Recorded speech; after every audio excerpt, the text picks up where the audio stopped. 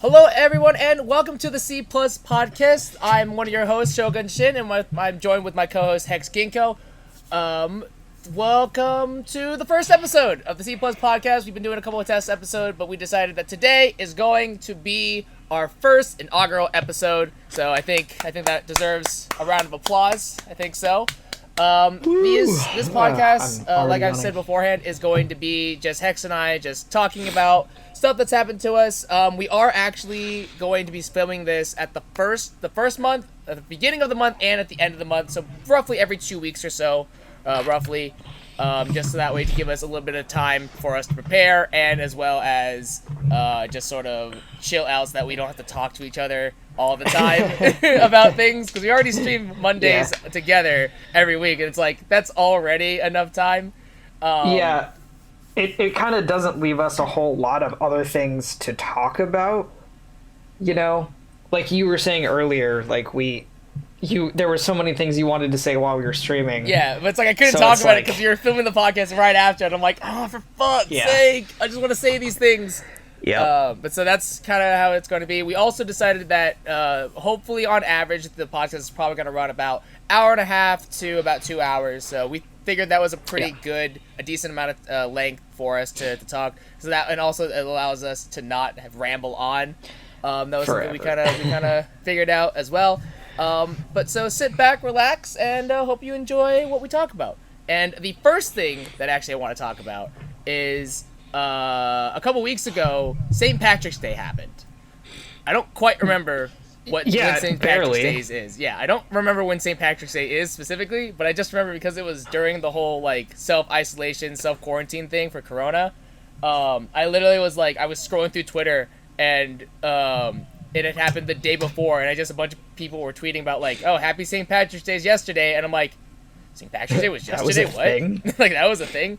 But, I don't remember that.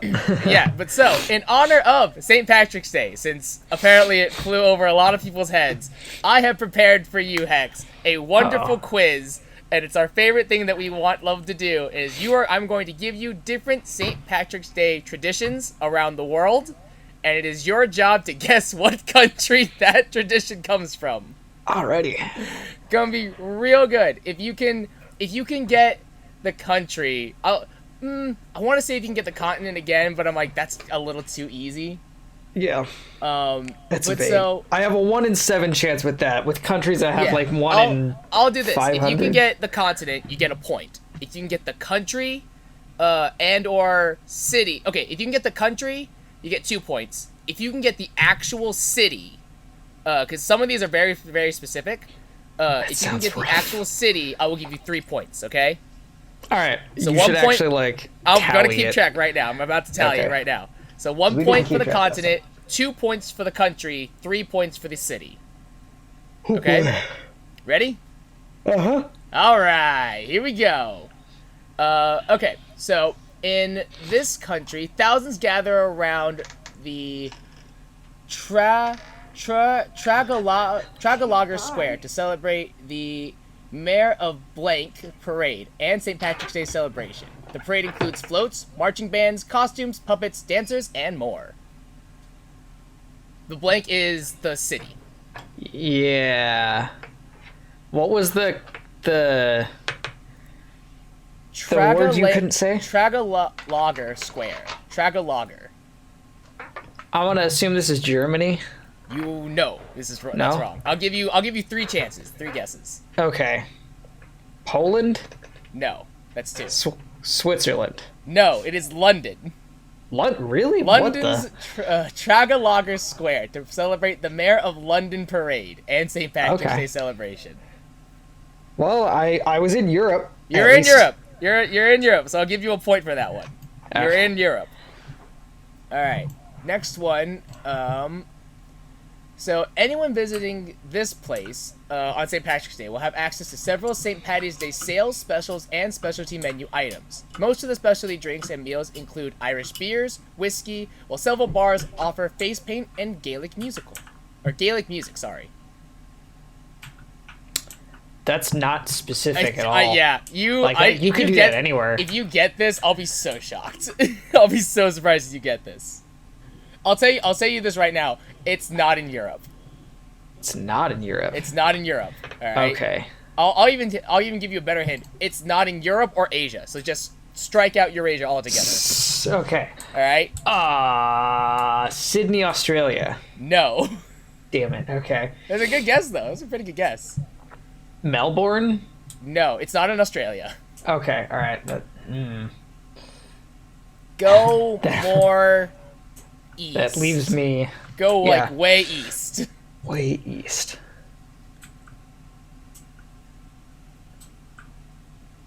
Philadelphia? No. Fuck. Too far east. Too far east.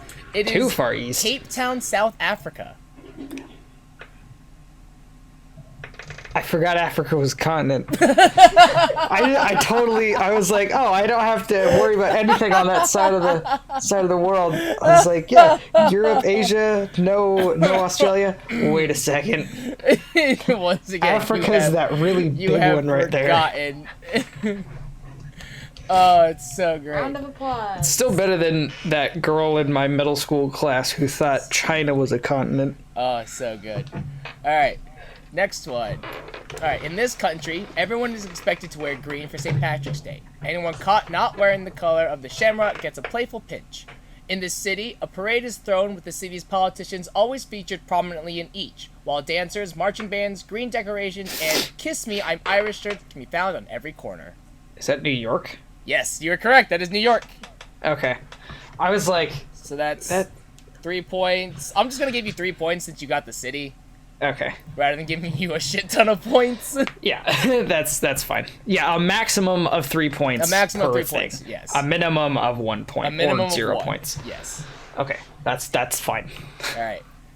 Next one. Alright, in this country, St. Patrick's Day is celebrated with an annual parade featuring the talents of several musicians, red hair, green clothes, and cardboard shamrocks. That's not specific at all. Shamrock. Oh, God. Shamrocks.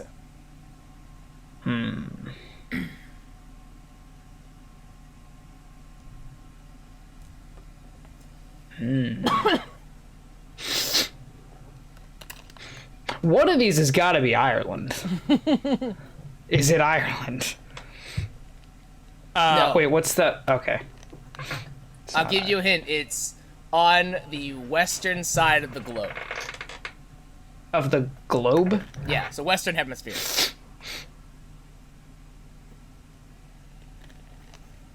I've literally just taken off like 4 Vancouver, continents. BC? You are close. You're close. I don't know where the city of Vancouver is, but it is. I will tell you, it's in Canada. Okay. So that's 2 points for you right there. Ontario?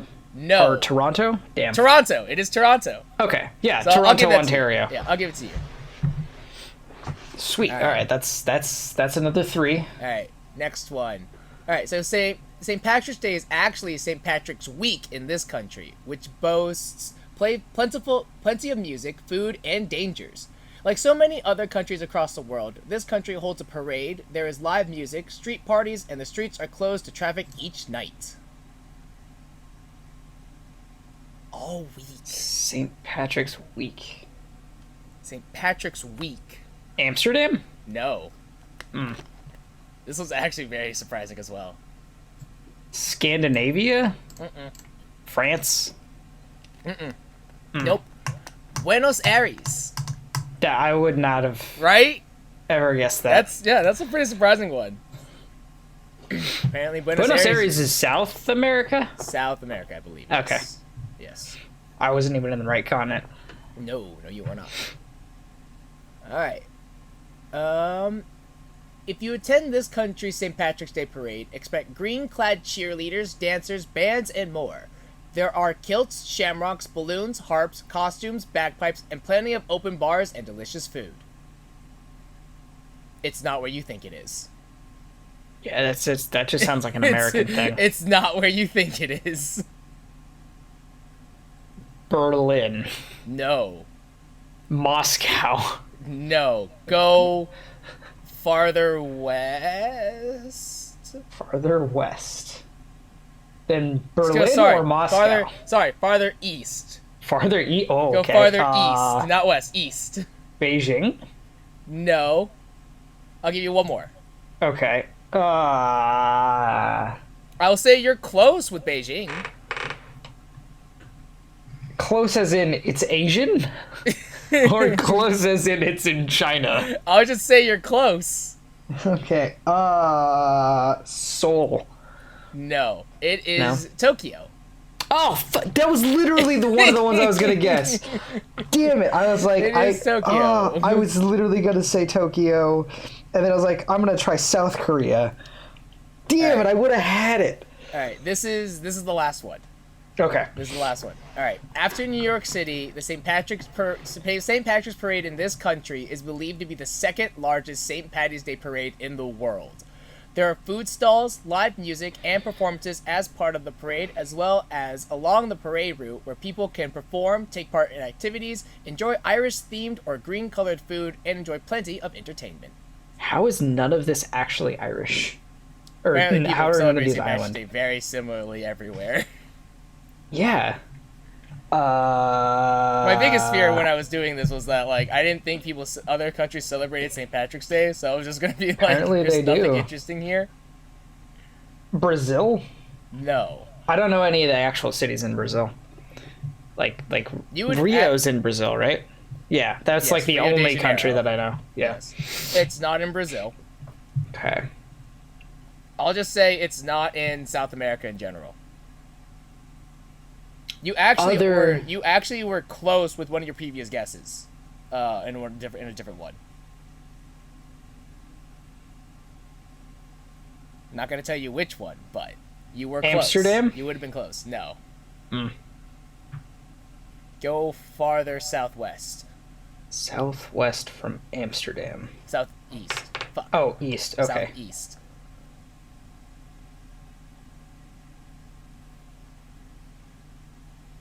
I'll give you two more guesses.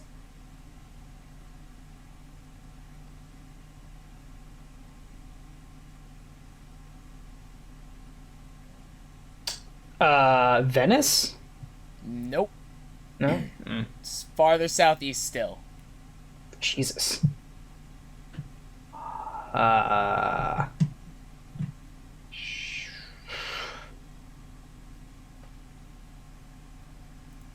I got one left. You got one left.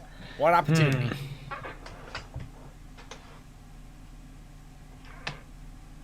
Further southeast. Man, this is kind of tough. There's a lot of countries in that way. There's a lot of countries southeast. Jerusalem. No. It is Sydney, Australia. Oh shit. Yeah. Damn. Second largest next to New York. Oh, wait, I did guess that one earlier. Yeah, you did. It's not close. It was a guess. Shit, well, okay. You got 7 points out of, I think there was like 20 something you could have gotten, I think. Oh, well, that's okay. It's a decent amount. It's definitely not a passing grade. It's not a passing grade, but it's a decent amount. It's okay. More than I expected. I also have one more quiz for you, and this is sort of in honor of the coronavirus, since both you and I are doing our best, and so is everyone around us who has any sort of common sense. We're doing our best to, self-isolate, quarantine ourselves, so that way we don't get sick or make other people sick. But obviously the coronavirus has got everyone all up in a tizzy. So this is a quiz that I literally just looked up, but these are people's greatest fears based on their home country. Okay. So I'm going to tell you their fear, and you're going to guess what country this is. Hopefully this will actually be pretty easy to figure out, but we'll see. Alrighty, let's go. You ready? Yep. All right, this one is actually two countries. So if you can get one, or if you can get both of them, I'll give you 2 points. If you get one, I'll give you 1 point. Okay. All right, so both of these countries fear China's influence. The U.S.? No. No? I'll read a description. 80% of residents in both these countries name China's power and influence as a major threat. While it's the least prevalent fear proposed in the study, the affected countries have a specific reason for their fear. THAAD, T-H-A-A-D, which I guess is some sort of group, affected what was once an amiable relationship between China and one of these countries. Beijing, in an effort to boycott the country, the boycott's involvement in the THAAD deployment, banned stations from airing specific TV shows, films, and acts in China. This country felt Beijing could not be relied on to consider their interests if China's were on the line. Japan? No, close though. I'll give you 2 more guesses. Thailand? No. Korea? Yes, actually. Okay. South Korea. It's South Korea and Vietnam. Oh, okay, Vietnam. That makes sense. All right.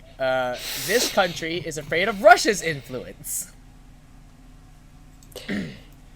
Russia and this country have had a long and turbulent history. While 66% of the people surveyed expressed a great fear of ISIS, only 1% less found Russia as a huge threat as well.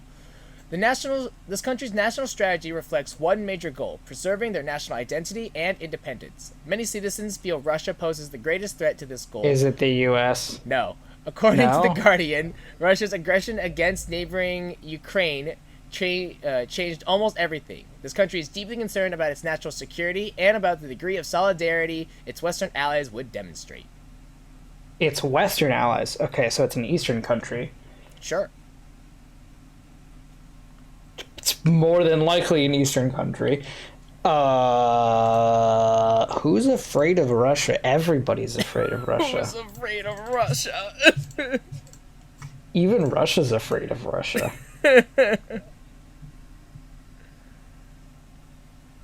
Some Russian kid stole my Minecraft account. I'm kind of afraid of Russia. I got it back, though. There you go. I was gonna say Ukraine initially. Yeah, well, it's not Ukraine, apparently. Fun fact.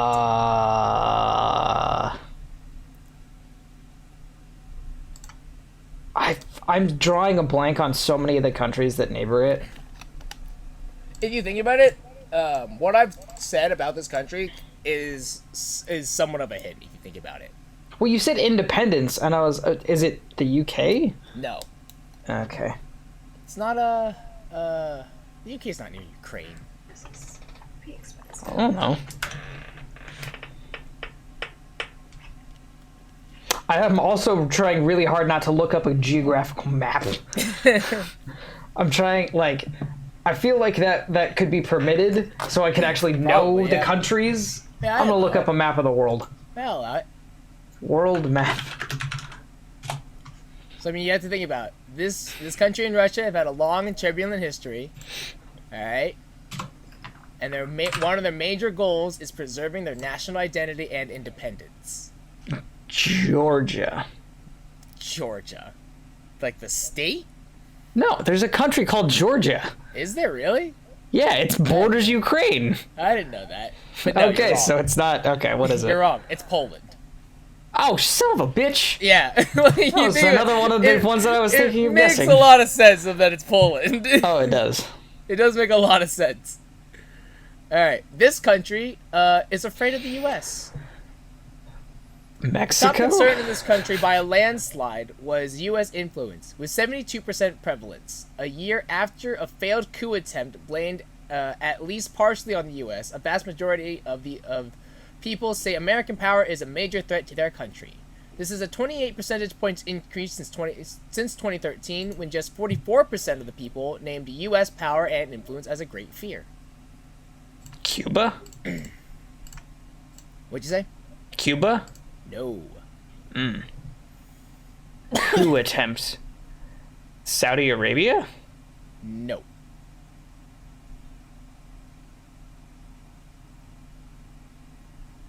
Iran? No, it is Turkey. Really? Yeah. We had a coup attempt in Turkey? I don't know. I'm gonna look at what is this talking about real quick. So, Turkey-U.S. relations strained by coup attempt. Huh. A strategically critical U.S.-Turkey relationship is coming under increasing strain as authorities in Ankara crack down on alleged coup plotters and sympathizers. Weird. Okay. Wait, when did this happen? When was the article written? Probably. This was back in 2016, so... Really? Yeah. Apparently the hell? Yeah, this is 2016. Interesting. Alright, this country is fearful of the influx of refugees. 66% of people reportedly fear the large number of refugees leaving from countries such as Iraq and Syria. While the influx of refugees was of particular concern in most of Europe in 2016, they've somewhat abated over the past year in every country, but this one.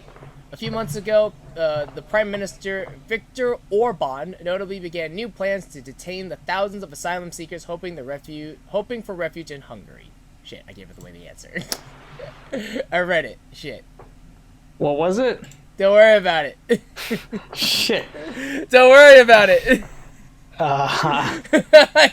Prime Minister.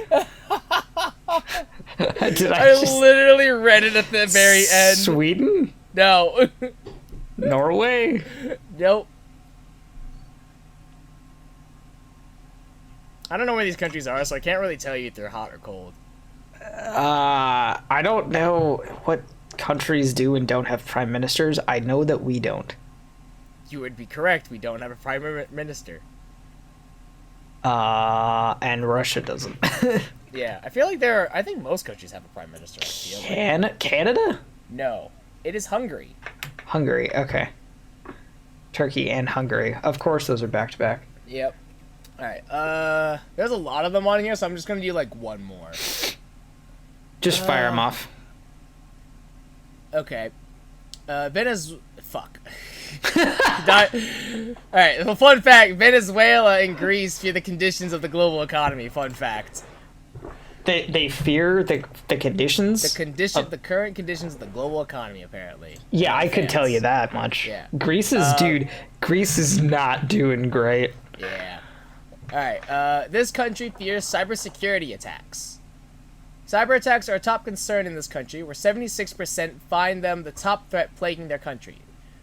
People are most concerned about cyber attacks coming from other countries. The Pew Research report, released in August, followed behind a study release that found this country was one of the most vulnerable countries subject to cyber attacks.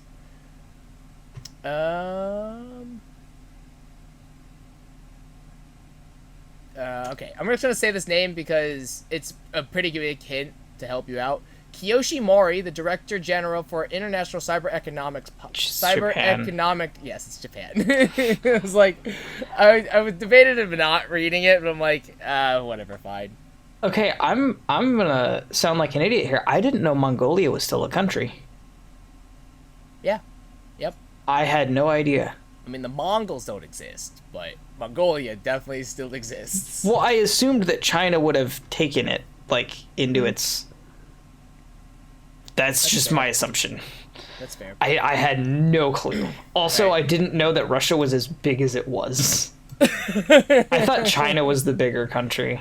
That's fair. Yeah, that's fair. Alright, last one. It's two countries again. And they fear ISIS. Of course they fear ISIS. So, I mean, I could give you I could read you the excerpt, but, like, no. Israel. No.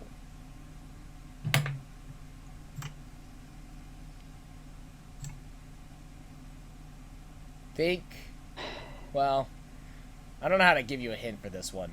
Azerbaijan. No. Give you one more guess. It's not the Middle East. How about I just say that? Okay. France? No. You were close with France, though. It's the U.S. and the EU. Oh, okay. So. I just know that France had a lot of terror attacks happen, so that would make sense. Yeah. That was really sad. Yeah. Anyway. Well, the US seemed obvious, so I was like, nah, it's definitely not them. It can't be them. Can't Nonsense. Be Honduras. I don't know, man. Okay. Right. Is there one more? Or was that it? That was it. That was all. Okay. I how many did I get? Any of them? I got one. Cool. Actually, no, you got two, because you got I forget which one you got. You got Korea and you got Japan. Right, on the so you got two. Same one. Yeah. Okay, cool. Yay. Oh yeah, it was Korea and Vietnam and then Japan for that Korea and Vietnam. South Korea and Vietnam and then Japan. Oh, all right. So, there you go. So, let's get into it. All right. Like actually, though. I want to start every time we do a podcast. I kind of want to start it with a quiz. with a quiz? Yeah. All right. I know what quiz I want to do next time. How well do you know your partner? That'd be pretty fun. We could have Emily on. That'd be pretty fun. Yeah, that'd be interesting. I can name my partner's best friend. That's just these are yes or no questions. Oh, are you actually looking up a quiz? Yeah. Oh, that's so funny. It just says knowledge about your partner. I can name my partner's best friends. Yes, no. That's dumb. I don't think I can name my best friend's partner's best friend. What's your partner's least favorite body part? Han, what's my least favorite body part? I don't know. I don't even know what my least favorite body part. Narcissistic bastard. When your partner was a child, what did they want to be when they grew up? Actually, I told you this. What was that? You talking to me? Or you talking to her? Oh, her. I don't think I told. Actually, I might have told you. I think I've told you mine. I'm pretty sure I told you mine. You did. You and I were both talking about it. We talked about it on the podcast. We did. Oh God, that's even worse. Do you want to be a lawyer? Yeah. No, I wanted to be a judge. A judge. Okay, so the step up. Okay. A step up. I wanted to be a court judge. What did I want to be? I don't remember. I think. That's Let me think about this real quick. Your answer, then you've done pretty well for yourself. Huh? An asshole. If that's your answer, you've done pretty well. I am a professional asshole. I wanted to say you wanted to be a firefighter. No, I didn't want to be what like the traditional kid. It wasn't firefighter, cop, lawyer, astronaut, anything like that. Oh fuck. Then I don't know because I thought it was something basic like that. No, I wanted to be a paleontologist. Oh, that's right. That's right. You wanted to look at fossils, which is a lot more interesting, honestly. That's a much more interesting I job. never went anywhere with it. I never studied any sort of, like, geology. I never studied, like, any sort of... I can't even name the study of it. Archaeology, paleontology, I think paleontology anything. is the study of fossils, where archaeology is the study of ancient ruins. Well, I didn't do any sort of thing like that with my schooling. While we're on the subject of quizzes, real quick, there's a website that I used to go to all the time when I was in school. It was a website called Sporkle. Sporkle. Sporcle. Sporkle. And it's still around today, which I'm very happy that it is. World's largest trivia quiz. It's literally just a website that has a bunch of quizzes about trivia. Okay. Like it's so awesome. Like, it's one of my favorite websites that I love going to because it's like if you're ever bored, it has just got like a bunch of like quizzes of like it's like how many movies can you name in 2019 or like it'll give you like an athlete's name. And it's like can you finish the name of this athlete or like modern history. 1925 by 1949. And like a lot of them are user generated too. It's like it's really really cool. It's one of my favorite websites to go to. It's just got like a bunch of quizzes and they're all timed, which is really really fun. Interesting. I can't seem to get any of them to work. Oh, that's sad. That's depressing. Maybe the website's just up, but the site doesn't work anymore. Maybe. I didn't actually try to pull up any of them. Oh, okay. No, I got it. Okay. Did you go to college? For 2 semesters. 2 semesters? Okay. Yeah. What did you major in? Or did you have a major by then? I didn't go far enough to actually start a major, but I was trying to do business. Oh, okay. But if I go back, I'm gonna do art. I was just about to ask, like, if you went back to college, what would you change it into a different major? Yeah, I would do art. I actually think I probably would. If I also went back to school, I probably would go into a different major as well, actually. Or I've also thought about being a history teacher. Would be really fun. Same. I actually thought about going into like a history major, actually. Yeah. Because it's super easy. Yeah, I mean, you just have to remember shit. It wasn't even just like, it was super easy. Like, I specifically wanted to go into like mythology. Oh, like, dude, historical same. mythology as a I love like mythology. So much I used fun. to study it when I was a kid. It's all because of Greek mythology. Yeah, same. I love Greek mythology. So good. Have you read Norse mythology by Neil Gaiman? No. You should. It's very good. It's a short book. It's an easy read. He like simplifies a lot of famous Norse mythological tales.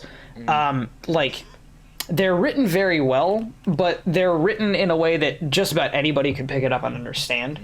So some of it it can seem like it's for middle schoolers, and sometimes it's like, hey, if you didn't know this, like, don't be shocked. You know. Right. It also is not like, it's accurate, but it's he takes some liberties. Like, it's still a work of fiction at the end of the day, but it's pretty good. You should check it out. It's like $15 or something. You can definitely find it for cheaper, but okay. Yeah, very good book. That's not that bad. That's pretty good. Yeah, especially if you play God of War. Yeah, playing Devil's Survivor, like, there's a whole bunch of like different mythological creatures in that game, and like reading all the little like excerpts about each one is like, I'm in on this huge like mythology kick now. Oh yeah. Anytime I play God of War, I'm like, I have to get back into Greek mythology. And then when the new one came out, I was like, I need to know more about Norse mythology. Thor is way cooler in Norse mythology than he is in Marvel Comics some of the time. Yeah, some of the time. Yeah. Oh, dude, I love mythology. It's so fun. And that's one of the reasons like I like stuff like Star Wars, because it's almost the same thing at the end of the day, like, because there's so much lore behind it. Stuff that has a huge like backlog of information. Why Lord of the Rings is so good for me. Even like, you could look at what's his name? H.P. Lovecraft in kind of the same way. Like, yeah, they're horror stories, but he paints them in a very mythical sense, and it's really cool. If you've never checked him out, you should definitely do that. I know Peanut likes him a lot, so yeah, he would give you a glowing recommendation. Yeah, it's very good. So, what have you been playing outside of your streams?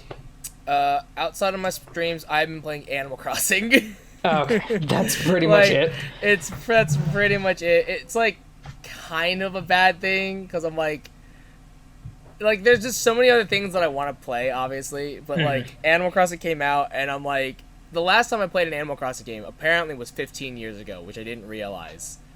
So you were 10. I was, yes. Damn. No, I was 15. You're not 30. Wait.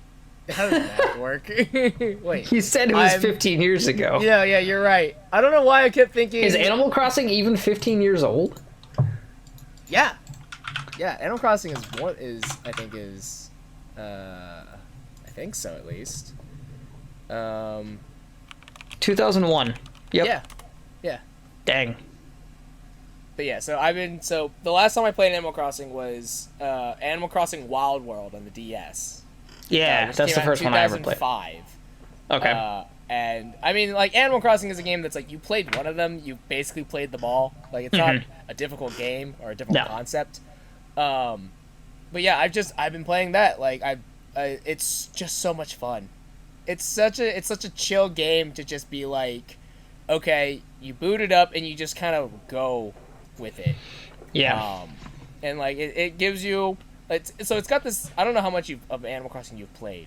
Not much. Okay, at all. So you've basically got two separate currencies. You've got bells, which is the money essentially, and the money miles, currency, and the miles, which you earn by completing different challenges or reaching different milestones. And the miles you can redeem for specialty furniture or like specialty recipes, or like a lot of time, like a good portion of the time in the beginning of the game, you can redeem miles to increase your inventory space. And one of the major things you can use with miles is you get a plane ticket, and that plane ticket will take you to like just a randomly generated island, and you can farm it for like resources and stuff like that. A lot of the time, people will destroy the ecosystem there, and they'll farm, because that forces tarantulas to spawn, and they'll just catch tarantulas because they sell for like 8K per per pop. And so that's what I've been doing, because crippling debt vastly supersedes my fear of spiders. So I've been doing that almost every night. I'll literally like buy a plane ticket, I'll destroy the entire ecosystem, because in order to so there is a specific island that spawns tarantulas, but if you don't get that island, then you specifically have to chop down all the trees, you have to remove the stumps, you have to pick all the flowers, you have to break all the rocks, and then, only then, are tarantulas allowed to spawn then. Weird. Yeah, so I basically just like terraform an island just so I could, pay off my debt. I have wanted to play that game, but because of the way that I told you how, or did I tell you how they operate it with multiple profiles on a single Switch? Yeah, you have a leader and a follower, right? Well, yeah, so Emily's Island is the island for the entire Switch. Oh. Which means I don't get my own experience. I just have to play on her island. Yeah. So it's like jumping into a game that your older brother has played. Right, yeah. And you have no idea what's going on. Yeah, that's a little unfortunate. Yeah, so it's like I can either wait until she's done and then delete the save, which she'll kill me for. Right. Or like buy a new Switch and transfer that save over and then delete the save and then start again, which is like... Or you can just buy a new Switch and play it on that one. I don't know why you have to transfer. Well, I mean, so that she could have her own Switch. But at the same... Yeah, that's a good point. Like, I should probably get the new... The new one would just be your Switch. I could because I have the original model, so the newer models have a better battery life anyway. Right, yeah. So that's actually not a bad idea, and I could use another pair of Joy-Cons. There you go. Okay, so playing Animal Crossing, I've been using the Joy-Con, like the little like controller, the grip frame, the grip that they give you. Yeah, so I've been using that, which I actually don't mind it. I actually really like it. It's not bad. Comfortable. Like, it's really good. I have small hands anyway, so it fits fine. Yeah, but so occasionally though I'll use my GameCube controller for it as well. But the awkward thing is that one day I was like, I was going to use my GameCube controller, but I'm like, wait a minute, I know I have a Pro controller somewhere. Like, I'll just use that. And I went to reach for it where I usually put it, and it wasn't there. And I'm like, oh, I must have like probably put it in my backpack or something like that when I went to a friend of mine's a couple of months ago. I went into my backpack, wasn't there. I was like, oh, there's another backpack right here. I probably used this one. It's also not there also. So I just lost my Pro controller. The one that you got. The one that I got. You had to send out for. That I had to send. Yeah, the one that I got because of I redeemed my warranty for my previous one because it was broken. But I guess like I'm like a little upset because I'm like, oh damn, I lost controller. But I'm also not too upset because I also was going to send that one back because it was breaking too. Just get the actual Pro controller. So I think I'm actually gonna just buy a Pro controller now because I'm like, this is. I have two of them, so I got a used one, and It's the only one I use. So I bought a brand new one, and I have not touched it yet. Do the Pro controllers have rumble? They do. They have rumble, and they have motion. Okay, then I'll definitely pick one up. Or whatever, I'm pretty sure the one that I had only had motion. Yours didn't have rumble, and it also didn't have... Oh, okay. Okay, yeah. So it was not great. But I do miss because it had like back buttons on it, so I do miss that, but I'm like, whatever. But yeah, Animal Crossing. Super fun. Real fun. Super chill. Let's see. You can get one for $59 on Amazon right now. That's not bad. And Prime shipping. That's not terrible. Or you can get the Xenoblade Chronicles 2 one for $108. Oh man, speaking of limited edition stuff. Actually, hold on. Table that for a second. Okay. Table that point. Real quick with Animal Crossing. Fuck,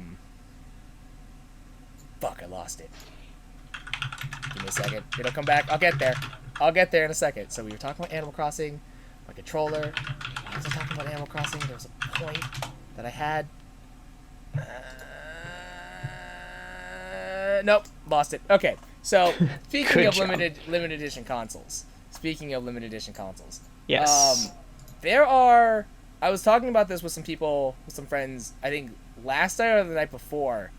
There are a lot of limited edition PS4 consoles that I did not realize. Yeah, like I didn't realize how many of them were there. I've owned 3 of them. Yeah, like there's a lot of them, and then like there are also a lot of Xbox Ones too. Like there's actually, I think when I looked it up at the time, I think there were like 19 PS4 ones, and there are like 22 Xbox Ones. Oh, there's definitely more than 19. I 100% guarantee you there are more. Because I've owned 3. I was gonna buy a 4th at some point. Actually, no, I would have bought 5 total, because I got the Batman Arkham Knight PS4. I got the Destiny 2 White PS4 Pro, the Spider-Man PS4 Pro. I wanted to get the Kingdom Hearts 3 PS4 Pro, and the original Battlefront PS4. So that would have been 5 right there. I know that there was a Death Stranding, there was the Days of Play, you have the 500 million, there was a God of War one, there was a Destiny 1 one, there might have been an Uncharted 4 one. There's been a lot of special edition consoles. Actually, there's been a surprisingly fewer amount of Xbox One limited edition consoles, because like they're not that popular. There was like a Titanfall one, Halo 5, Forza, Gears of War 4, Gears of War 5. I really can't think of many others. Yeah, a lot of them were are pretty much just like different color schemes. When I saw them, there were a few like Call of Duty ones. I think the latest one was a Call of Duty one. I think it looks actually really, really nice. Would that be Modern Warfare? There were maybe. I don't quite remember.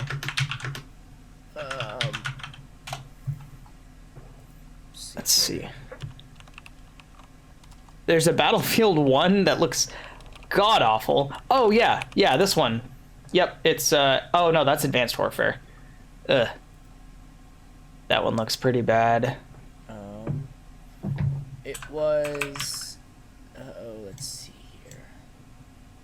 Black Panther had one? There was a Halo 5 one. That actually looked kind of nice. Devil May Cry 5 had one. It was just purple. That actually looks really cool. Fortnite has a Xbox One S one, and it's like a purple gradient. Looks pretty nice.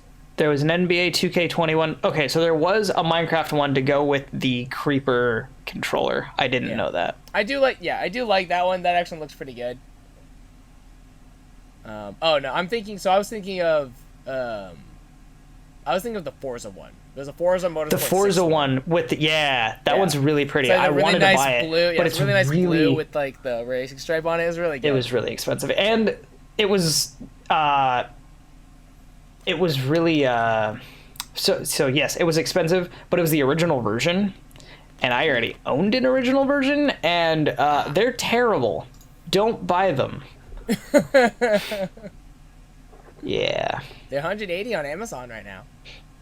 That's not worth it. Yeah, there's also a really nice blue Xbox One S that's $295. I definitely want to get either an X or a Series X, but I'm not sure when. I honestly, like, I think the only time I would actually get get a new console, like for PS5 and whatnot, I think the only time I do that is probably like only when like a game that I want really comes out, and it has to be like console exclusive.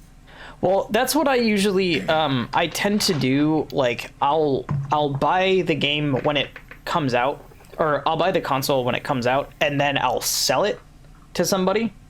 And then when I decide that I'm gonna get this version, because that's what I did with my Batman Arkham one. So I the very first paycheck after I got hired at my current job, I bought a PS4, and then I had it for a while, and then they were like, Arkham Knight's coming out, and it has this special silver design with Batman on it. I was like, that's really cool, I want it. So I sold mine to my buddy because he really wanted one, and I gave him the disc copy of Arkham Knight because I was like, I'm just buying this digitally, I don't need it. Right. So, and then I had that one, and I decided to sell that one to my other friend because I wanted to get the Destiny 2 PS4 Pro because I wanted to make the upgrade, and I prefer white consoles. I just like the aesthetic of them. So he got that one, and then the Spider-Man one was coming out. I was like, I have to get this. Right. And I was kind of fortunate that I had a reason to get rid of the Destiny one because it was starting to run a little slow and loud and hot, and it was burning my Blu-ray discs. Oh, fun. Yeah, so I gave that to Emily's little brother, and now I use this one. Nice. Yeah, so I'm hoping that will be the way that I can do the PS5. Yeah, I have not had a reason to get an Xbox again. Yeah, I had my regular PS4 forever, and then the 500 million PS4 Pro came out. And Dude. That's probably the only console that I've ever seen that I was like, I have to have this. Like, I remember. I legitimately have to have this. I remember looking for you. Yeah. And Let's see, eBay. It took forever to find one. Eventually, it was like, I remember, because eventually I was talking to my mom about it, and then she was like, I'm going to help you find one as well. And like, we found a deal from B&H Photos, which is the like camera store in New York. They apparently had like they had an inventory of them, and occasionally they would get more every once in a while. And so we were just like watching that store page forever and ever. And my mom, I remember like it was like one random afternoon, my mom sent me a picture, and it was her order confirmation for one of them, and I was just like, this is the best thing that I've ever been sent. That's super cool. And My dad would never do that for me in a million years. I was How much did you get it for? Happy. I think it was whatever, like, I think it was like a regular, whatever they were selling for, like, normally. So it was like 100 something. I want to say maybe 170, 160 off the top of my head. For the PS4 Pro? Yeah. That is not how much they were selling for. Okay. They were $500. Oh, were they? Yeah. I don't remember. There's a used one on eBay right now for $465. I don't remember that at all. Fuck. It definitely wasn't that much, question mark, ... Maybe it was, I don't know. But I do remember that like it came with the camera, the controller, and the headset. Yeah, that one didn't even come with the bundle. Yeah. Actually. Do I? That was a separate thing. Actually, you said you got 2 controllers. I did. So yeah, I got it because it was a bundle actually. So it came with the console, and the console already came with a controller, and then it came with additional. It also came with the headset, and then also came with an additional controller as well. And so, do I actually don't even know where? Oh, okay, so I have it. I was like, because I don't use that controller at all because I don't want to get it dirty, so I don't touch it at all. So I have a separate controller for it, and I was like looking around. I'm like, I don't know where the controller is anymore, but it's right next to my PS4. It's tucked away. But then I was like, because I know that the extra controller that I got, I actually gave to a friend of mine because he doesn't usually play video games all that often, so he's trying to get into them, and he got a used PS4. But the problem is that the controller that he got with it was really shitty. It was like half broken, basically. Oh, that sucks. Yeah, and so I remember he came over to my house one day, and I was showing him the controller that I got for it, and I was showing him the extra one that I got. I'm like, yeah, like I just have this extra controller. And he goes, oh, that's really cool. Like, we should totally play sometime. Though I need to get a new controller because mine's breaking. And I'm like, oh, just take that one then. He goes, no, I can't. Like, I can't do it. I'm like, yeah, you can. I don't need it. I have 2 other controllers right here. I don't fucking need it. I don't need a third one. So I gave it. Yeah, I gave it to him, and I was like, yeah, it's whatever. I don't care. Huh. But yeah, but I have that limited edition controller, which I love to death. It's so pretty. And then I have my other controller that I use, which is also really nice. It's basically the same controller, but it's clear instead. Yeah, so it's still transparent clear, and I'm like, this is great. I really wanted to get one of those, and they had a bunch of them at the Target by my house, and I was like, I can't, like, bring myself, or I didn't have the money or something, or I was like, oh, I'll just get it later, and then they sold out. Yeah, I still remember, actually, the day that I got my controller. $70 isn't bad. I remember I went to the grocery store to get groceries, and I was just going through the electronics section, and I saw the controller, and I was just like, I should get it, but nah, my controller is already still pretty okay, the one that I had. And then literally that night, I remember it started breaking. I sent it to you, and then you told me that it was just better for me to just get a new one, and I was just like, all right, I'll just do that then. And then I went like the next day and I bought it. I was like, all right, cool, that's fine. I really did try to fix that thing. It was it was pretty rough. There's just so much that goes into, like, you can keep fixing them. It's like a car, you know? Yeah. The more, like, unless you completely rebuild the thing, it's just going to keep falling apart piece by piece. And yours was. Yeah, speaking of cars, man, the car that I drive currently, I love it to death. It's awesome, but oh boy, do I feel like I'm going to die every time I turn the ignition on. What kind of car is it? It is a 1991 black Mercedes-Benz AMG. And it is I'll send you I'll see, I can probably find a photo of it on Google because it's a really old car. It's the way that I can you should imagine it. It's essentially like, imagine like a 1920s mob car. Oh, wow. Like, Mercedes-Benz. Oh, I can see it. Is it the 300E? No, it's the 420 SEL. So, like, this is the car right here. It's a little bigger, though, actually. It's actually a little bit wider because it's the AMG model. Wow, this thing... Well, this only has 45,000 miles on it. Yeah. So this one is selling for almost $13,000. So if you can spruce it up and somehow get its miles way down. Oh, there's no way I can. I'll let you guess. I want you to guess how many miles are on this car. I want you to just take a guess. That looks like Jonah's car. Know that this car has been in my family for ever since I've been born. It's Mercedes, right? And it is that's 1991, so it's almost 30 Jonas years is old. older than that, though. Brandon likes old cars. 275. I think you're actually really close. I think you're like really close actually. Yeah, I think it's definitely over 200,000. I'm pretty sure 275,000. I think that's actually pretty close actually. Mine just went over it's almost at 123,000. Wow. And it's a 2000. Yeah. Yeah, but I love this car so much.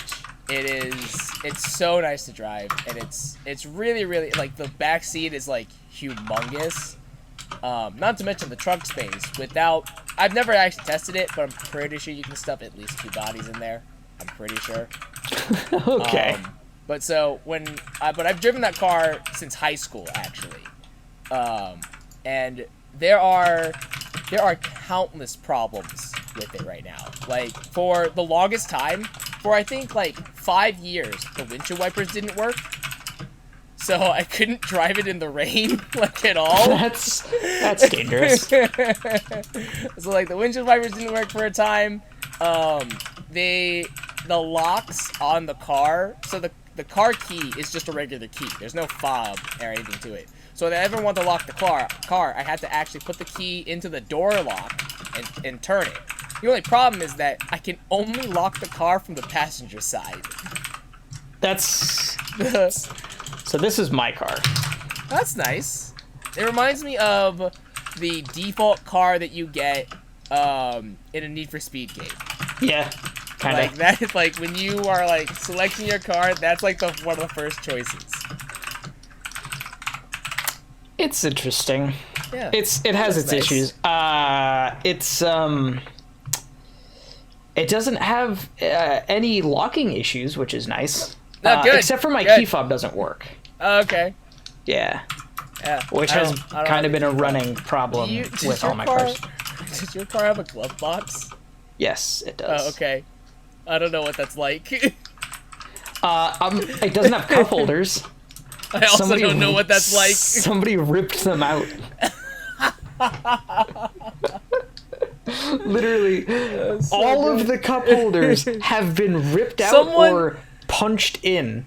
I don't know why. So, funny enough, my car, so it has an external antenna, okay? Okay. When I drove the car in college, I came out to the parking lot one night, and someone had ripped out my antenna. What the Like, hell? they literally, it was a telescopic antenna. Someone just grabbed it of him and just yanked it out, because I looked at my car, and I'm like, something's different about it. And I just kept looking at it, and I'm like, I'm missing an antenna. I can't, it's like, why does my radio not work? Where's... Like, weird. What happened to my car? Yeah. Also, the newest problem that my car has is that if you ever try to turn the radio on, it blows a fuse. And all the entertainment and electronics stop working. Nice. Yeah. That's not good. Yeah, there's a mechanic that I go to in where I live, and he specializes on Mercedes. And we were like, he was like looking at it, and we went through like 4 fuses trying to figure it out. Jesus. Because we kept having to turn on the radio, but it just kept blowing the fuse. I don't think I have a picture of my dad's car. So he has a 1987 325e BMW, and he's put more money in that than he ever put into my college education. Good. And I love him, but holy goddamn, he put so much money in that car, and I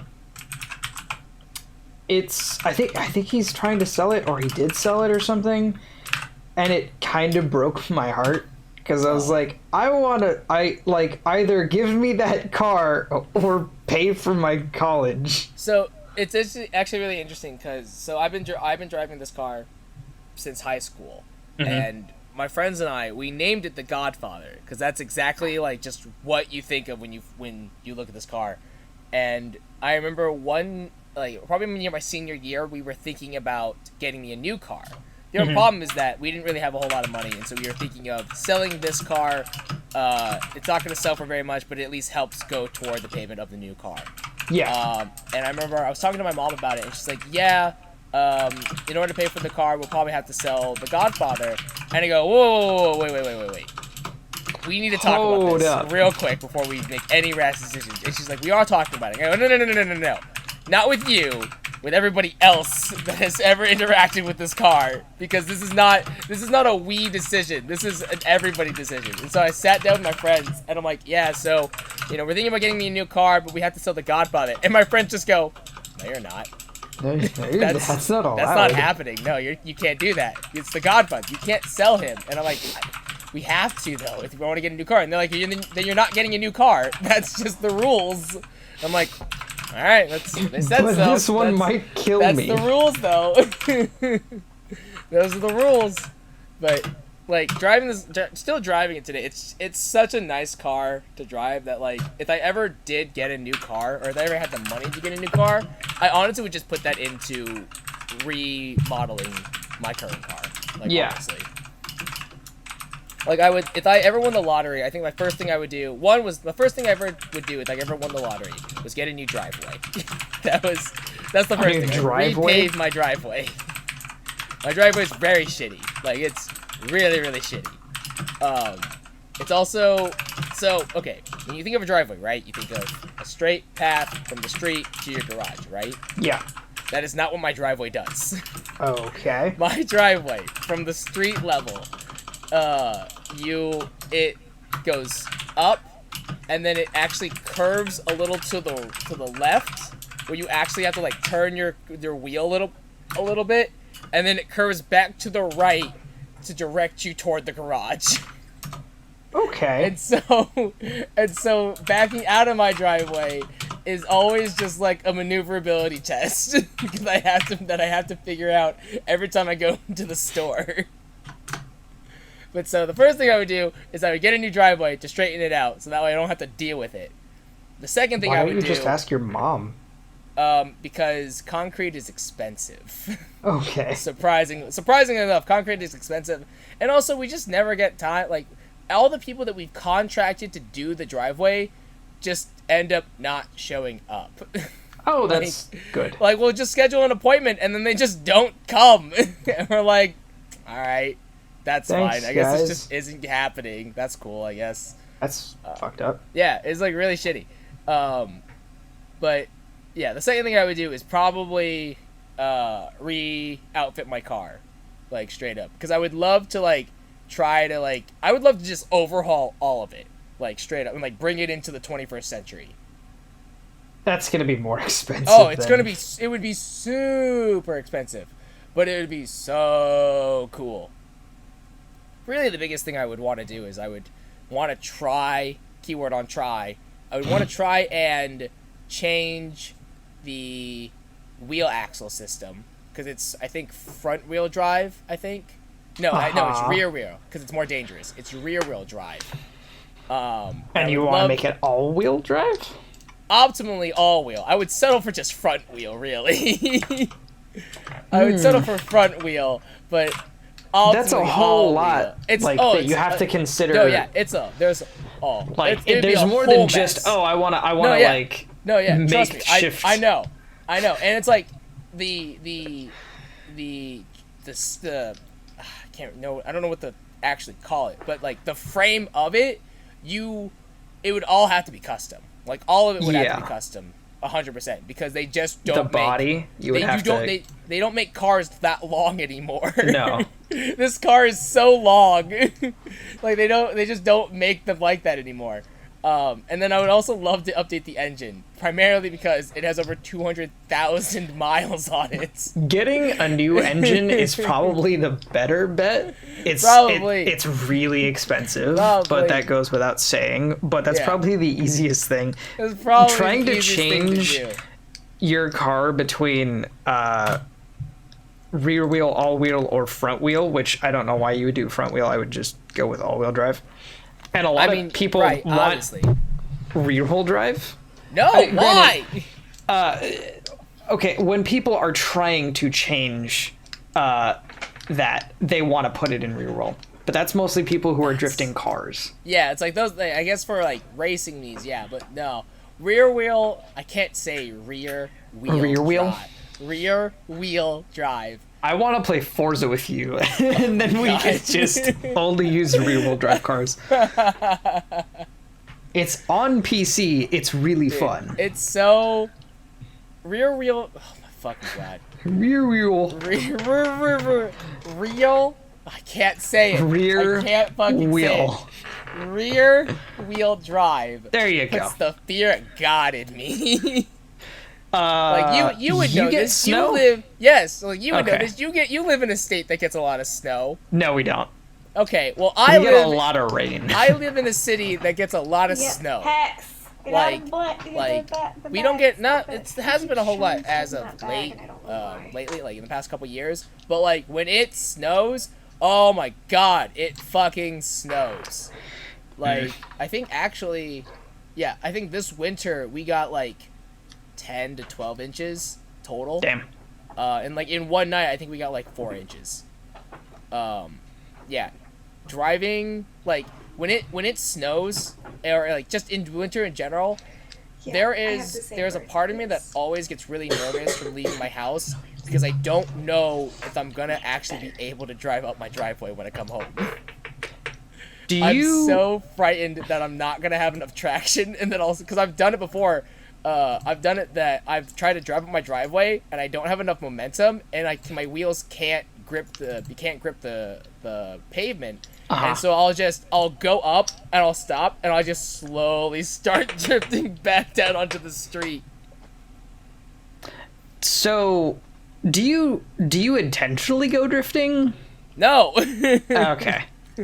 No, I don't intentionally go drifting. Oh, it's so fun though. So I What's the dumbest thing you ever done in a car?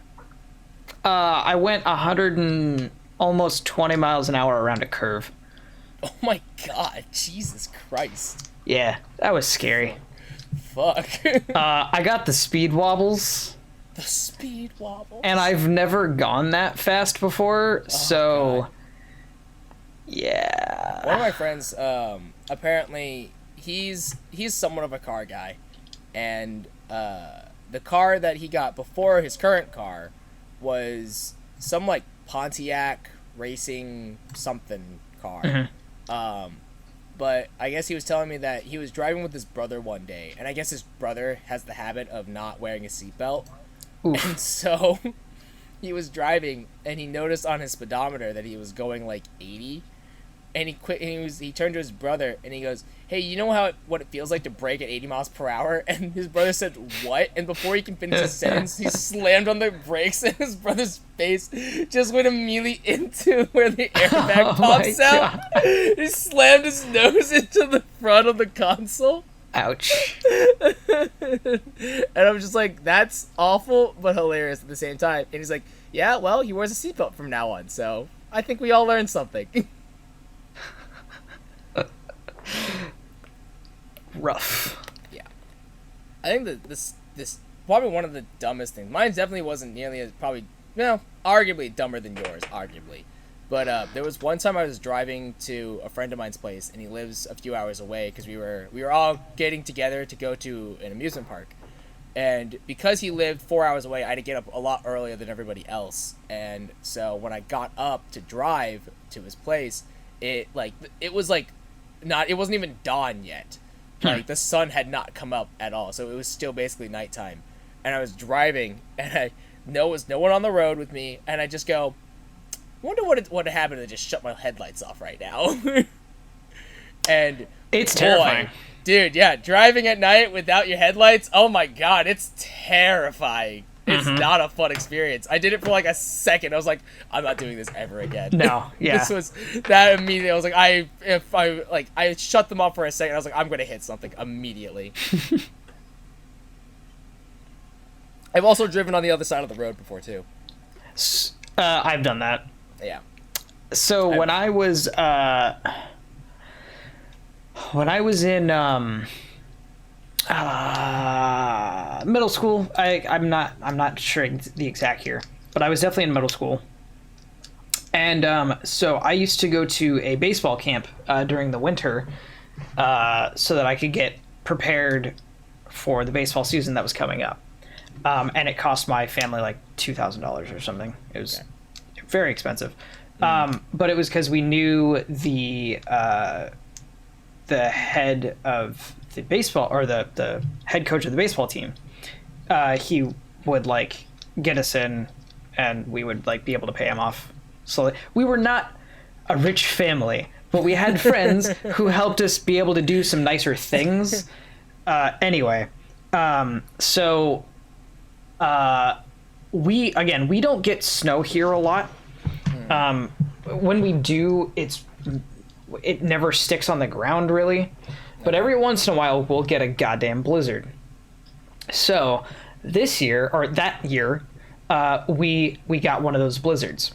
And so snowpocalypse. Yeah, it was one of the snowpocalypses. It must have been like 2008, I think, is when the last big one was. So I would have been in 8th grade. Oh man, and I've been in a snowpocalypse before. What was it? Times, so it's probably about 25 miles away. Is this private college? And so I spend about 6 to 8 hours there. Just doing baseball stuff the entire day on the campus. And my grandma comes to pick me up, and she has a nice little BMW. And on the way back home, we have to go up this hill. The hill that we go up every time we go to Plaid. So that's probably like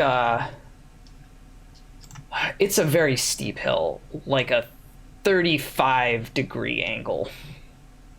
It's a pretty damn steep hill. That's pretty steep. Yeah, if not more than that. Like I'm not exaggerating. This hill is very, very steep. So my grandma doesn't have her chains on, I don't believe. Okay. And there's a stoplight at the top of the hill. It like not further on, it's right at the top. Oh god. So no matter what position, like no matter where you stop, you are always at an incline. Yeah. It's not like there's not even space for one person to be on flat ground yet. Right. So my grandma notices that first of all, she's not gonna get great traction, and that there's a little bit of traffic up there. And there's also a bus. Right. So she's just like, we just have to go for it. So she guns it. And we were just like, fuck, the whole time. We're just like, I was kind of like rocking forward, trying to get the car to move. I was like, because I was a tiny little kid. Like there was no way that I was going to be able to get up and push the car. And my grandma didn't want to have anybody help us. So we just tried to beat out the bus and then go and just completely, she was like, if we run a red light, we're running a red light. Like this is happening. Because if we had to stop at all, we would not have made it. We would have stopped, probably slid way back because we saw several cars do that. Yep. And it's a rear-wheel drive car, and it was basically completely ice. Oh. So the fact that we made it up at all whatsoever was a miracle. Oh, that was honestly one of the most terrifying moments of my life. And it wouldn't have really been a big deal because it was like less than a mile, it was about a mile away from our actual house, so we could have walked. Right. But my 8th grade brain, and I didn't really know the geography of the area. It felt like a really long way away, and it was at like 9 o'clock at night, and it was snowing. Yeah, it was super terrifying. That's pretty spooky. Yeah. My uncle told me that I guess when he was in high school, he and his friends, what they used to do was, I think I've told you this before, but they took like laser tag kits and they would put the receivers in the back of their cars, so you would see them in the rear windshield, and they would play laser tag with their cars. No, I don't think you've told me about that. That's hilarious. They would do it like after school in the school parking lot, and they'd drive their cars around and try to play laser tag. That seems so dangerous. He told me this, and I was like, in my head, I was like, you're an orthopedic surgeon now. You're a doctor. You have a real job. You save people's lives. Like, what the fuck? I don't really have any. Well, I have a couple of friends who are nurses now, who I've seen get fucked up. But like, I don't have a whole lot of friends that like used to do crazy stuff and now have super amazing jobs. Yeah. Most of my friends like burned out, or like they just did the normal, hey, we went to college and then we weren't able to do anything with our degree, so we're now working at like the bank. What did you do, out of curiosity, like when you graduated high school? How did you celebrate? My parents went to dinner. Without me. I was gonna say, like, when you say your parents went out, you mean like just them? Yeah. So all of my friends, or most of their parents were going to offer to take them out to a really nice dinner. Right. Yeah. Or we also had a an official celebration night at Bullwinkle's. It's just a family fun center thing. I don't know if you guys have it over there. It's similar stuff, but yeah, for children. And it was like an overnight thing, and I was like, yeah, but it was like $200 or $300, and I didn't want to ask my parents to pay for that because I don't think any of my friends went. It was mostly like either the kids who had a lot of money or the kids who had friends who were going. Anyway, yeah. So my family went. They brought my little brother, who is not related to me. I just call him my little brother because I've known him forever, and I basically adopted him. So he came, and my grandparents. And then, so I graduated. That was one of the worst days ever, by the way, my graduation. That super sucked. I'll talk about that later. But, so my parents, they give me a hug, and they're like, all right, we're going to go to dinner. Have fun. We'll see you at the house later. And I was like, okay, bye. I was expecting, I'm super proud of you, and here's $200, and we're gonna take you to dinner, because that's what all of my friends were getting. All of my friends, some people got cars, some people were like, hey, we're gonna go take you to Florida now or something. And it was like, nah. So I went to dinner with two of my friends, and I wasn't super close friends with them. I had a couple classes with them, and my friend Karen was just like, hey, we're gonna go to my friend's parents' restaurant. Do you want to come with us? And I was like, sure. I have $10. I'm not doing anything. I was apparently not allowed to go with my parents to their dinner, so yeah. And she took me home that night. She drove me home after we went, because it was super close to my house anyway. It was just nice. Yeah, that was my graduation night. Nice. I spent graduation. I spent graduation playing Magic the Gathering with two of my friends, and then they forced me to watch Star Wars 4, 5, and 6. That's a good graduation. That's how I spent it. And the only reason we watched Star Wars was because my friends didn't appreciate me making Star Wars references and never seen the movies. Yeah, I mean, I feel the same way. Yeah, you still haven't even seen the prequels, right? At me. Yeah. Yeah, so you need to sit down and watch those. Do I? I was told you that at least need to watch. Okay, I know everyone says you don't need to watch the first one, but I do think you need to watch the first one. You don't need to watch the second one. Okay. And god damn it, Kat. And you definitely need to watch the third one. The third one's really good. Okay. The third one is really good. Yeah, I really like it. It's my second favorite Star Wars movie. It's good. So on graduation day, and the reason that was one of the worst days ever, one of the girl that I had been trying to, like, I had an on again, off again relationship with, we had a pretty big falling out. That sucked. The day of graduation, I got off of all of my classes early so I could go play tennis. Nice. That was basically what I did my entire senior year. Nice. I was like, hey, I'm here. Can I go play tennis? They're like, are you going to do your homework? And I'm like, do I need to? Like, nah, you have a passing grade. I'm like, all right, I'm going to leave. And so I went to the tennis court, and I put my favorite dress shirt that I wore all the time. I put it in my bag, and then I was getting ready to go back to the graduation ceremony, and somebody stole it. I was super upset. And it was like, no one would fit this. I was a skinny dude. Huh. And most of my teammates were either even smaller than me or bigger than me. So it was like, who needs this? Who needs... It's blue and purple. No one likes these colors except for me. That was a rough day. I lost my favorite shirt. I lost one of my friends, and I didn't get to go to dinner with my family. Rip.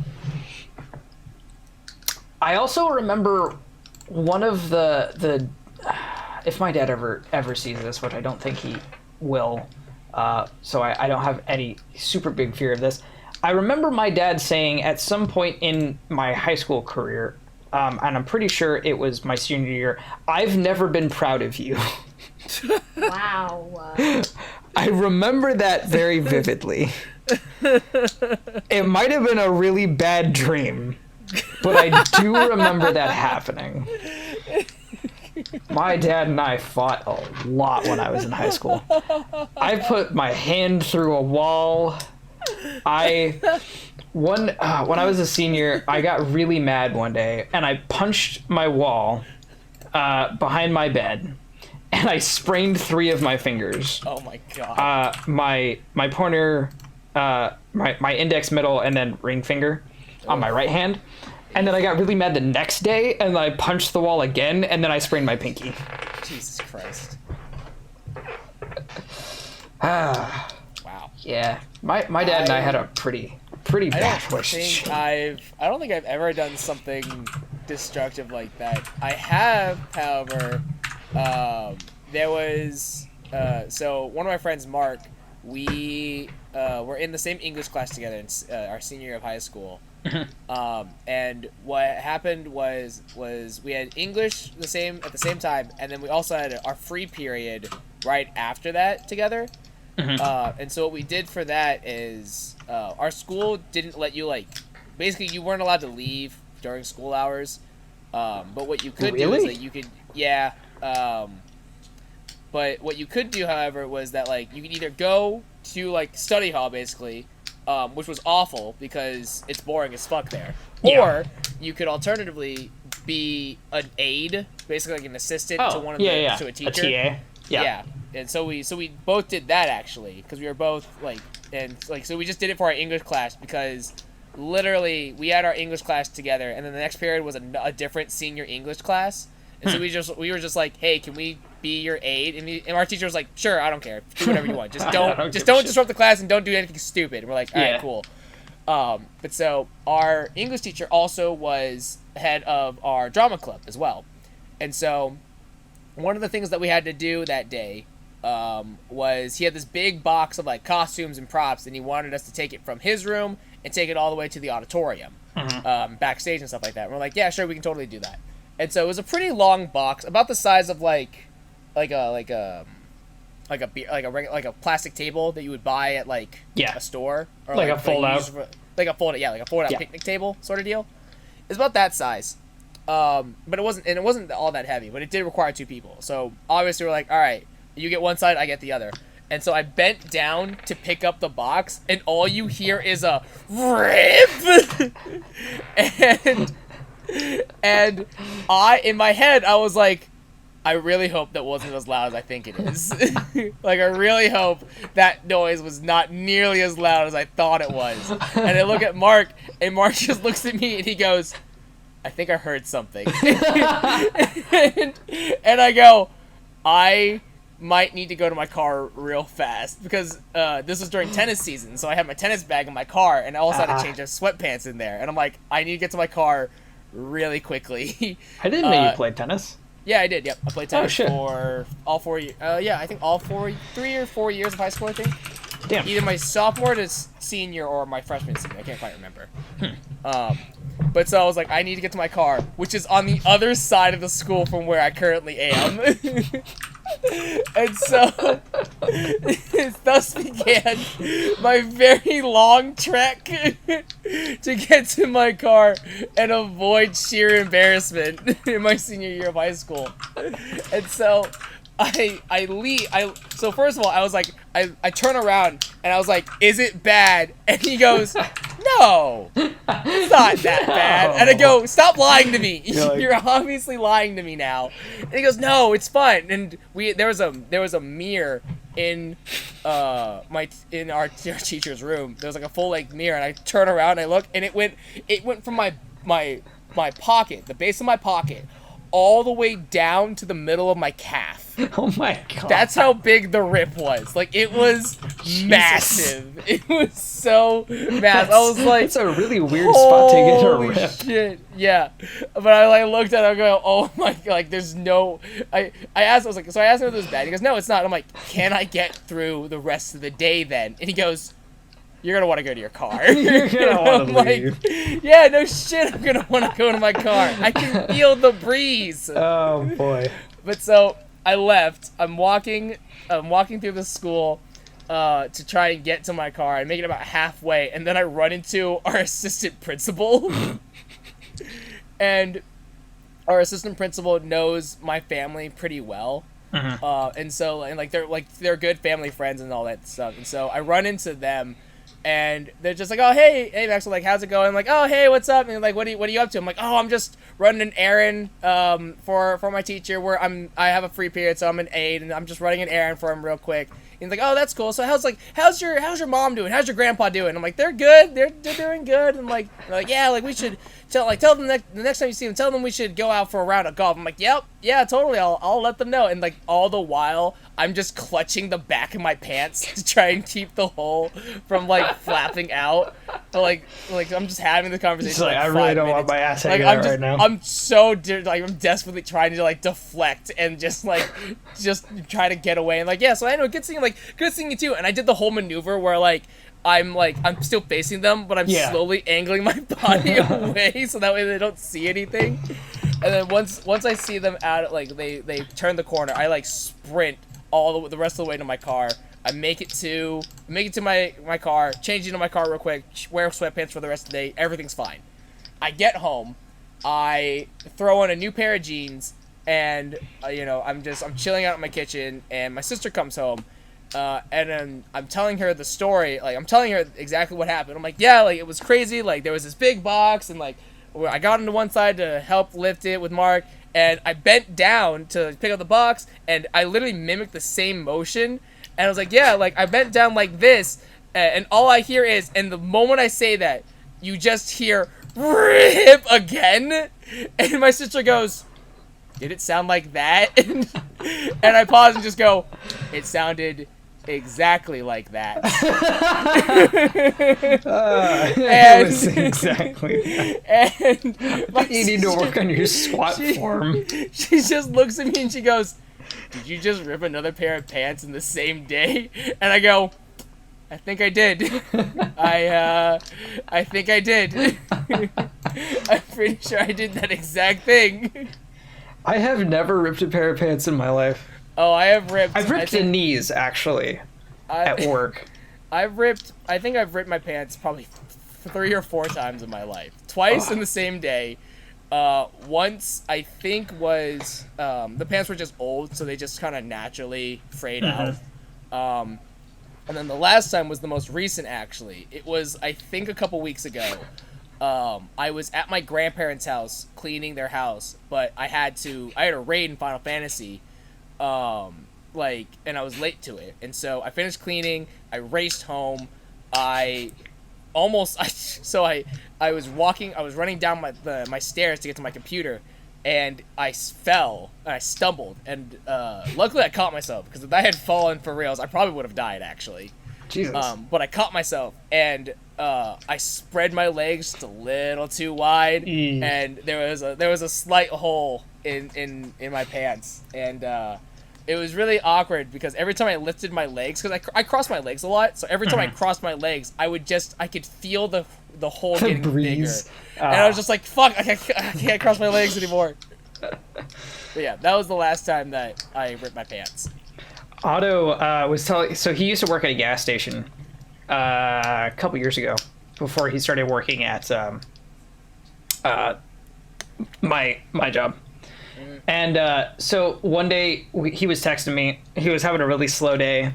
He was the only one who was running the place at the time, or that day. And he's just like, yeah, I had to leave. I was like, why? He's like, I shit my pants.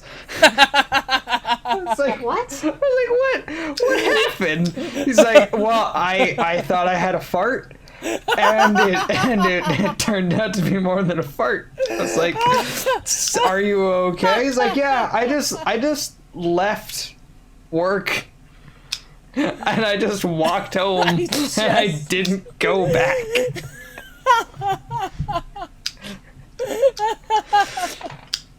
I was like, I just left. I just left work. Back.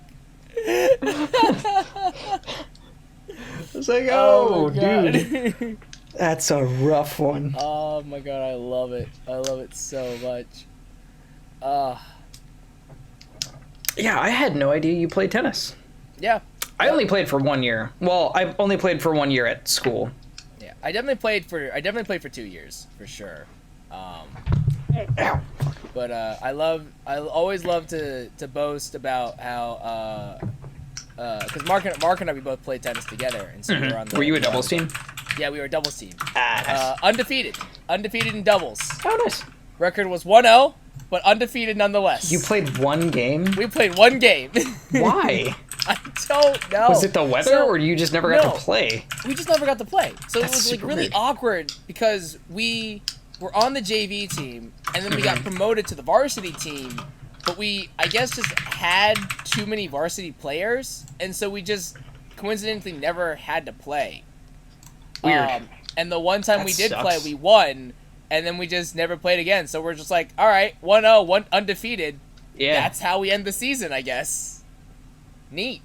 We didn't have enough players to field a junior varsity. Well, we didn't have enough players to field a full junior varsity team. So we had enough for a varsity and then like 2 extra people. So my coach was really cool. He seriously like went out of his way to make sure that everybody played pretty much every time we won. He's like, I don't care if we're going to be here a long time. I want to make sure that everybody gets to play. It was really cool. I definitely topped our team, probably the entire league we were playing in, for most times hitting a doubles partner on a serve. This is a friend that I had known since I was in first grade. We went to daycare together. So I didn't go to school with him until 6th grade. And then he's like, we were in daycare when we were really young. And I was like, holy shit, that's you. Oh, okay. Nice. And then, yeah, we went through all of middle school, and then we went through all of high school together. And I still see him every once in a while. Because my roommates are friends with him. Right. And so we were doubles partners. We were 2 of the only white guys on the team. Which seemed a little, it was like, of course you pair up the 2 white guys. That's cool, whatever. Anyway, so I the first time I did it, I served it straight into his back, and he looks at me. He's just still. He's completely still. And he looks back at me, and he's like, really? I'm like, I'm so sorry. And then I did it again. Right after that. So I double faulted straight into his back. Jesus. My serve during the season was my worst. That was the worst thing that I could not serve. I could rally really well. I was really good up at the net. I had a really good backhand, but I couldn't serve. And having somebody like that standing near enough to the side of the court that I need to hit it at was just an extra layer of stress that I didn't need. I really wanted to play singles just because not like I wasn't necessarily I liked having a doubles partner. I liked having somebody that could cover the other side of the court that I couldn't. Having a doubles partner. I hated really? it. I loved it. It was nice, like, because I could rely on somebody else, you know, which isn't necessarily, like, I played baseball for a long time, and even though that's a team sport, it's like you really just have to rely on yourself to know what the hell to do. Right. Because you have your one position, really, at the end of the day. But with tennis, if you're singles, you have the entire thing to deal with, all on your own, which is nice, and it's also terrifying. Because, you know, if you're not fast enough, then you're just going to lose a point. Yeah. See, I hated doubles, not simply because of that point of I had someone else that I could rely on, which also meant that they had to rely on me. And I didn't trust myself enough to be like, you should not trust me, friend. I trusted myself. You should not rely on me at all. If I got the serve in, I trusted myself to be able to win a point. Yeah, I could trust myself to play the point out. I could not trust myself to, or I should say this, I can rely on myself to play a match of tennis. I cannot rely on myself to have someone else rely on me to rely on myself to play a match of tennis. Like, the confidence was not there for me in doubles. I was like, I'd much rather just play this out singles-wise, because at least all I have to do is worry about myself at this point. So my company does a company picnic every year around September on Labor Day. Labor Day. Hey, there's more than one labor. Yeah, on Labor Day. And there are a bunch of tennis courts up there. So usually every year I take my tennis gear up there, and then I'm like, hey, does anybody want to play? Even if they don't know how, people are like, yeah, sure. Nice. And one year, this was either 2 or 3 years ago now, my coworker, her daughter, and her daughter's friend, actually I think a couple of her friends were up there, and they had a couple rackets and I have like 4. So I lent them out to some people, and I had a bunch of like new tennis balls, which they never get to use. They always just find old nasty flat ones. Oh, new tennis balls smell so New tennis ball smell, opening a new can and actually getting to use it. Those are like the 3 best things ever. So good. And I was rusty. Like, I hadn't played in a really long time, but these people were like, they're below amateurs. Right, yeah. So I was kind of just messing around. They're like, no, like, go harder. I was like, okay, you don't want that. That's not what you want, champ. So I started actually like doing a harder topspin, and nobody was getting anything. Boy. I was like, everybody should go over to the other side, because if you want me to start hitting it hard, you're not going to want to be on my side of the net. Right. I can definitely return anything that you guys hit back, because I've done that before. Like, we used to do that, and we would do like 5-on-5 on one court. It was really fun. It got really dangerous one time, but this one girl was like, no, I want to play with you. You're the good guy. I want to like learn what you do. And I was like, okay, stand up at the net, just be careful. Oh, God. So we were rallying for a little bit, and I put a little too much topspin on it, so it didn't go over her head, and it just went straight into her back super hard. And this was like, she had to be like 12 or something, and I drilled her super hard in the spine. Oh my God. I felt so bad. And this is a person, her parents aren't there, because my coworker, it's her daughter's friend, so they were the one who brought her there. Oh, it's like, no. fuck. I feel like such an asshole. Was she okay? She was fine. She was fine. She stopped playing after that. She's just like, I'm gonna go back and eat food now. Did she cry? That's the biggest part. Did she cry? No, she was fine. All right, so took it like a champ. Good. Getting hit with a tennis ball, like, I don't think there's any place on the body that would actually really hurt. No, I can think of one place. Specifically for a guy. Yeah. You ever been drilled in the testicles by a serve before? No. I have. They don't feel great, champ. Doesn't feel great. So during our 5-on-5, the way that I realized that tennis balls really don't hurt that bad, I was up at the net, and I mean like at the net, like I could stick my racket out and it would go over to the other side of the net by maybe like 2 inches. Yeah. And so I was playing within about 3 feet of that, forward and back, and because I was working on my volleys. And our number 1, he was also up at the net. And I had known him for a little while. He was a really nice dude. He was way better than me. So I was trying to get some good practice against him, and he went for an overhead, and I jumped up too for some reason. And he smashed it right into my throat. Ooh. And it bounced off, and I land, I kind of like get down on one knee and I hold my throat and I'm like, nah, that's okay. And everybody's like, oh my God, are you okay? I was like, yeah, no. I realized this is like 10 times easier than getting hit with a baseball. Oh yeah, for sure.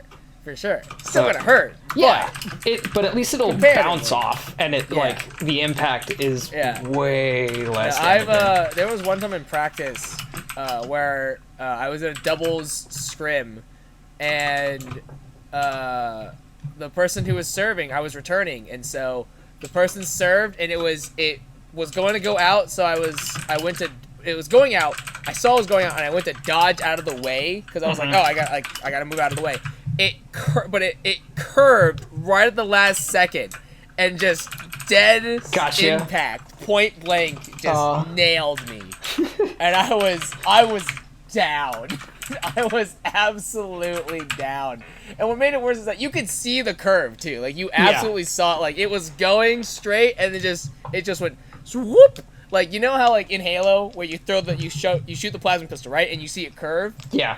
It was exactly like that. 100% exactly like that. I was like, I literally can't move right now. And like what made it worse is I still had to play too, but like I felt so handicapped that like I actually couldn't run. Like every time I moved my legs, there would be just a sharp pain coming from my groin, coming all the way up through into my stomach. Like I could not move my legs in any sort of capacity. I was fucking paralyzed. I was like, I'm done. I can't do anything. I'm just gonna stay at the baseline. You know, I don't need to work on volleys right now. It's fine. I'm okay.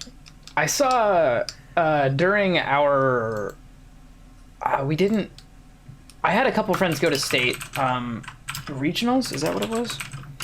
I can't remember what it was. Anyway, it was what like was determining whether we which ones of us would go to state and which ones wouldn't. And I didn't make it because I had that was a rough day. I intentionally lost like all of my matches. It was the first time I ever got to play singles. My coach was like, "Hey, do you want to go to state for singles?" I was like, sure. But I was trying to get my friend who I had a falling out with, or who I would eventually have a falling out with at that graduation. I was like, hey, you should come watch, like, come cheer me on. And it didn't go well, so I was in a really, really shitty mood the whole time, so I threw all of my singles matches. And then I was paired up with our number 2 singles guy for doubles. And I actually tried really hard because I wanted to, like, do well for him. And I was just so out of it that we ended up losing to a really shitty team.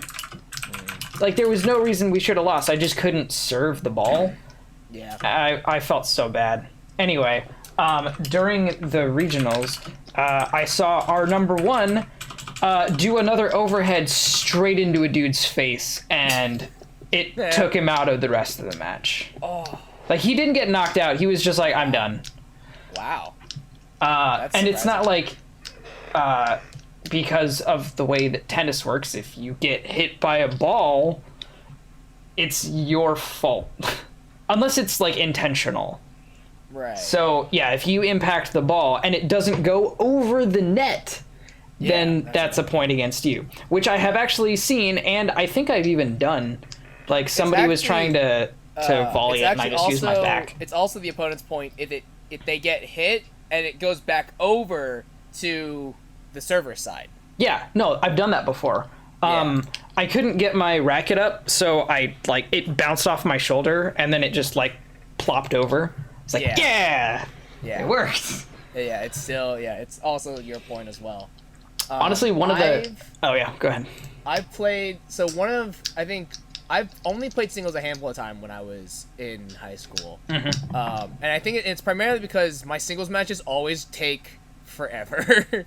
Like, my singles matches always go, they are a true test of endurance. Like, I think my longest singles match that I ever played, I think went on for like 3 hours. What the fuck? Like, it was a really, really long match. So, like, both of us were, I think, both my opponent and I think we're both in the similar mindset of, like, the moment the serve goes up, we're off to the races. Like, we are both going at it, and, like, we were both just really on par with each other, and so we were just rallying back and forth. Mm-hmm. And I think by the time we got, like, probably 3/4 through our match, we were both running out of steam, like 100%. Yeah. And, like, both of us were also really clever, and we're both really lazy. Of, like, if we just keep hitting lobs to each other, both of us can get our stamina back, and then we can go back to it. So, like, there was a good, like, probably 30 minutes where we were just hitting lobs back to each other, and neither of us had the energy to try and step up to get an overhead because we're both so tired. And so all you hear is just it's just a race to see who could have enough energy to actually sprint up to the net and, like, slam it down because we were just so exhausted. But, like, so I think that was, like, the longest match that I ever did. And then there was another match that I did, and it was just it didn't go long, but we started really late, and so by the time we were, like, halfway through, it was, like, dusk, and so, like, and our court was at our school. And we didn't have lights to illuminate the court at nighttime. And so, like, playing tennis in no light is probably one of the scariest things I've ever done. Oh, I've done it. Yeah, it's terrifying. Like, the moment you hear the pop of the serve, oh my god, it's so scary. I've played a match that was actually so dark that I lost it once it went over to my opponent's side of the net. Oh, god. So I get even less time to react to the ball. Yeah. Because I can only see it once it lands on my side of the court. And I was playing with friends who were a lot better than me. One of my friends who is now a tennis coach and his girlfriend. Nice. And she was better than him. So, yeah, it was scary. Yeah. And she has amazing vision. So she was able to see it the whole time. And she's just whacking away. And I'm like, I can't see great. Yeah, this is terrifying. A lot of times for that night match, I would only be able to, like, the moment I would see the ball was when it was probably, like, I want to say, like, 3 feet in front of me. Oof. That was, like, the moment it bounced into the box.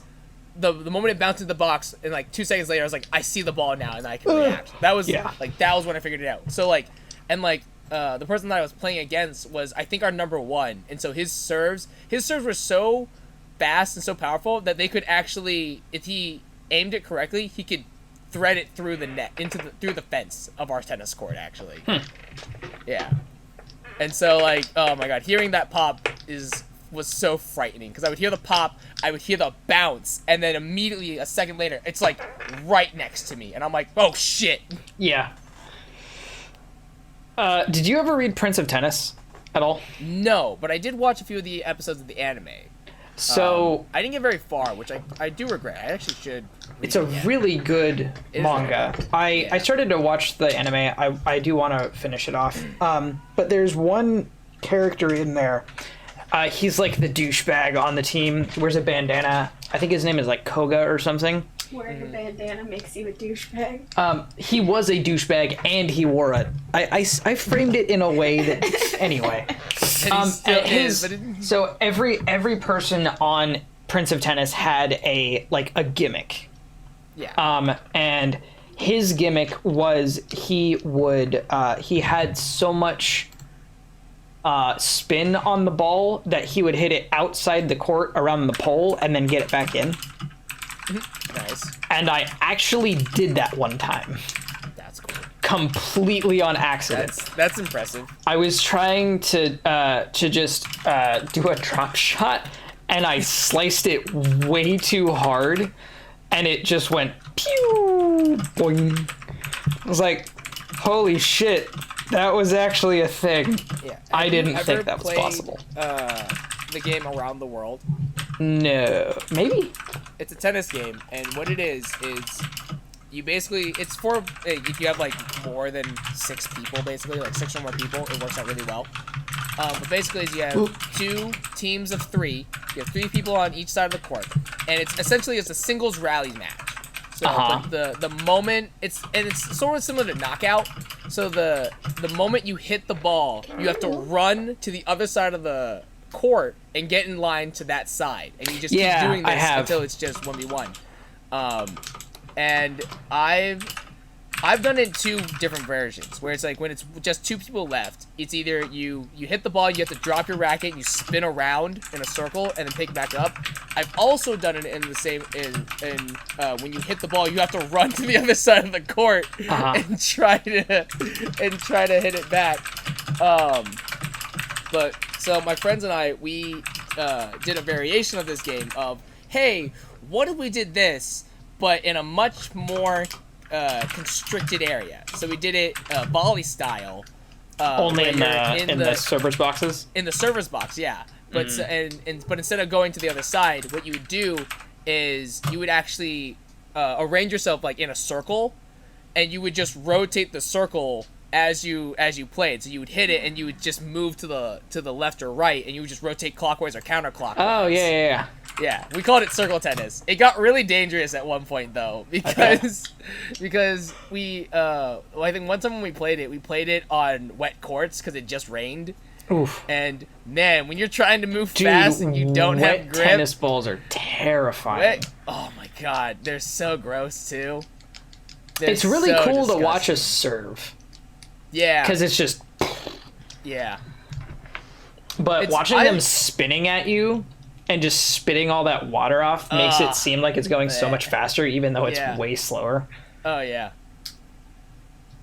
There was one time during practice, I hit a dog tennis ball. A dog like a like a pong ball. Yeah. Yeah. We would do that all the time. But it was an actual tennis ball though. It's like it looked like a tennis ball, but I remember one person found it and they didn't realize it, and they were rallying with somebody, and all you could hear was squeak, squeak, squeak, squeak, squeak. It was just really faint, but like if you listen closer, you'd be like, that's not right. That doesn't sound right. I had this glow-in-the-dark dog ball for a long time that when it got really dark that I would start to use it. It was the worst ball ever. Like, it was hollow. I know tennis balls are hollow, but it was hollow, and it had holes on the outside, like 2 big ones on opposite sides. So it would like completely compress once you hit it against the racket. Mm-hmm. It would basically flatten and then just kind of dink over the net. But it was like, nice. At least we can still play. Yeah, nice. Oh. I tried to hit a baseball with a tennis racket. That didn't work well. Have you ever broken a tennis racket before? Uh-huh. Okay. That makes me feel better, because so have I. I've always had some anger issues, and tennis helped me really, vent a lot, but I would always tap my racket, Before a serve, I would like tap it a couple times, or like when receiving. Yeah. And I would also hit it when I was frustrated. And one time I just hit it just right that it cracked the frame. It didn't like break it, so the frame is just like slightly off. I'm like, damn it. And I bought that racket for like $180 with money that I did not have. I ended up like, I owed my friend forever. And because oh god. Yeah. I've only broken one racket. And it served as a very, very strong reality check of, oh, we can't do this anymore. We need to very seriously check ourselves before something bad happens. And it was, I got really frustrated at a doubles match, and we were like, it'd already been a really shitty day, and I was just like, I just couldn't focus on in the match, and so I was just getting really frustrated at myself. And there was just one point where I went to volley the ball, and it was just like a really it was inconsequential. Like I hit the ball, I volleyed the ball, and it just went down into the net. And it was just like, like normal people would be like, whatever, that sucks. But like that just set me off. And I remember I screamed and I just threw my racket down onto the ground as hard as I possibly could. And I remember, like, everyone who saw it there. I think there was a lot of people. It was just like me and like some friends. But like we all, like, you could hear it. You heard the sound of it hitting the ground. And you're like, that racket's broken now. Oh yeah. Like that is absolutely cracked. And like I remember there was this huge crack right in the frame of it. And I just looked at it and I go, I broke my racket. Still gonna play, but I broke my racket. I've never broken strings before. Really? Yeah. Oh man, I remember the first time I ever broke a string. I was so proud of myself. I was so proud of myself when I broke my first string. I really wanted to, but yeah, it's surprisingly satisfying when you break a string. I'll be honest, like. But it's also really surprising. I never broke strings on my racket. I broke strings on my friends. Yeah, I've broken strings a couple of times, and it's, for some reason, I always break them on forehands. I don't know why. You're probably just putting so much spin on it. Maybe, but yeah, I also, like, so for me, I have two rackets. I always had two rackets. I had the one that I always used, and I also always had a spare. Looking back on it, it definitely made it seem like I was kind of an asshole. But it wasn't because of, so like when people wanted to play tennis with me, I would always tell them, like, I would always ask them if they had their own racket. And I always say, like, hey, make sure you, like, try to bring your own racket if you have one. Like, if you don't, it's whatever. But like, I would very much, like, it'd be very much better if you had brought your own, because I never let people use my rackets. Like, I never ever let them touch them. And it's, looking back, and obviously it sounds like, I don't want to throw my hands on my rackets, like, get away, you filthy hobo. But it was primarily because my hands sweat so much that I would always feel really self-conscious about when I grip my rackets, because anyone who would ever touch them, my rackets would be soaked. Oh, like it would be. Okay. It's like grabbing a wet towel, like a soaking towel. That's gross. Just this really cold, soaking wet towel is what it felt like to grab my racket, to grab the handle of my racket. So that's why I never let anyone touch them, because I know how gross and disgusting it is. Yeah. And I'm just like, just don't. Like, just straight up don't touch them. It'd be better for both of us if you just didn't. But anyways, so we're about at 2 hours, so I think that's a pretty good place for us to stop right there. God, all this talk about tennis, I really want to go play now. But I know, I'm like, it's almost 3 a.m. It's also March, and I'm like, I don't think that's a good idea. It's March, and we're not allowed to go outside. Exactly, yeah. It's March, we're not allowed to go outside. I'm just like, I don't. Maybe I'll just play wall tennis, and I'll just play tennis against the wall and do that. There's enough space, I think, around in my house, I think. But either way, guys, thank you so much for watching the C+ Podcast. We will both see you here, back here in a couple weeks, I think, is when we'll film our next episode and stuff like that. So Hope you guys would like this. You can find both Hex and I on our respective Twitch channels. You can also find me on Twitter and on my YouTube channel and all that good stuff.